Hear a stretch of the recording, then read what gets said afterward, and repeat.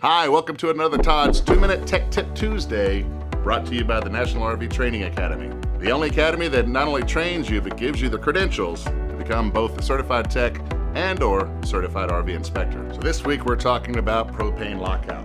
What is Propane Lockout? So several of our appliances in our rig actually require propane. That's going to be our furnace, our refrigerator if we put it on propane, and of course our water heater. All of those take propane from our propane tank. Have you ever noticed that none of your propane appliances are working? You go online and someone tells you to turn on your stove and you get a small flame from your stove, right? They're saying, hey, purge it out. More than likely, it's not a purge, but you have a propane lockout. What you need to do is go over to your propane, whether it be the cylinder or the tank, and I want you to turn it off. You're gonna hear a click after a few seconds from this excess flow valve. Once it clicks, you've reset it. Turn off all the appliances inside that require propane.